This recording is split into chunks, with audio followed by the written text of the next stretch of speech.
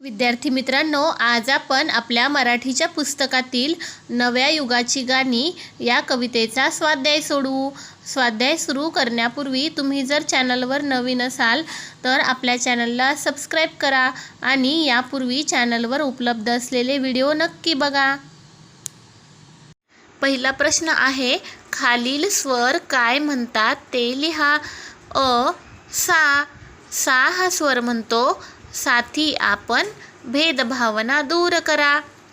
आ रे. रे हा स्वर म्हणतो रेंगाळू नका सदैव आपुले काम करा. ई ग.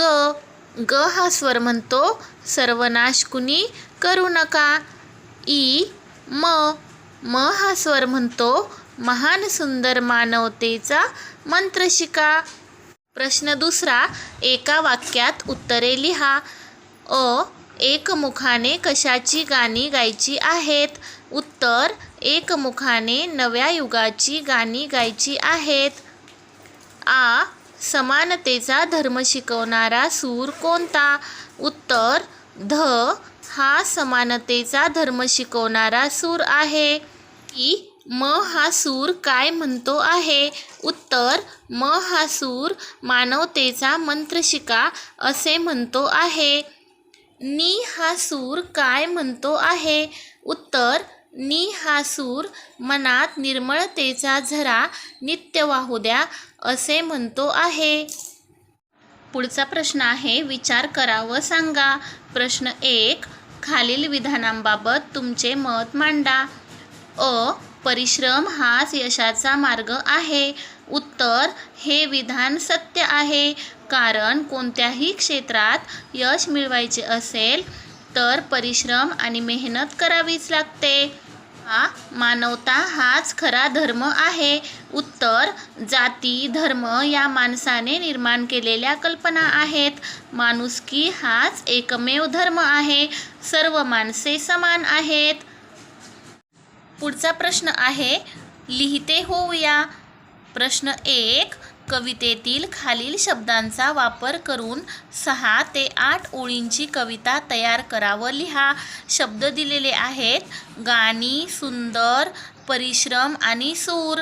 कवितेच्या ओळी आहेत, सुरात सूर मिसळून सारे नित्य परिश्रम करू, हेच यशाचे गमक खरे जाणून आपण घेऊ, आनंदाने गाणे गाऊ, जीवन सुंदर बनवू. पुढचा प्रश्न आहे, या कवितेतील विचार तुमच्या शब्दात लिहा. उत्तर, या कवितेत सर्वांनी एकजुटीने राहण्याचा विचार मांडला आहे. जाती धर्म असे भेदभाव न करता एकत्र येऊन परिश्रम केल्यास यश मिळते. पुढचा प्रश्न आहे, ता हा प्रत्यय लावून शब्द तयार करा. त्यांनी आपल्याला एक उदाहरण दिलेले आहे. समान, समानता असा शब्द त्यांनी तयार केलेला आहे. आपण पुढील प्रमाणे ता प्रत्यय लावून शब्द तयार करू शकतो. बंधू, बंधुता. दक्ष, दक्षता. कठोर, कठोरता. शांत, शांतता. सुंदर, सुंदरता. कोमल, कोमलता. पुढचा प्रश्न आहे दुसरा, खालील शब्दांचा वापर करून वाक्ये तयार करा. आपल्याला शब्द दिलेले आहेत, सदैव, निर्धार, परिश्रम आणि ज्योत. पहिला शब्द आहे सदैव. सदैव म्हणजे नेहमी किंवा सतत. माणसाने सदैव कार्यक्षम राहिले पाहिजे. दुसरा शब्द आहे निर्धार. गावकऱ्यांनी गाव स्वच्छ व सुंदर करण्याचा निर्धार केला. पुढचा शब्द आहे परिश्रम. कठोर परिश्रम केले तर यश नक्की मिळते. पुढचा शब्द आहे ज्योत. अज्ञानाचा अंधार दूर करण्यासाठी ज्ञानाची ज्योत पेटवा. दिलेली अक्षरे आहेत, ता, शे, के, शा, ळ. या अक्षरांनी तयार झालेले नाव आहे शांता शेळके. पुढची अक्षरे आहेत, वी, बा, क, ल. या अक्षरांनी तयार होणारे नाव आहे बालकवी. पुढची अक्षरे आहेत, ई, रा, दी, त, स.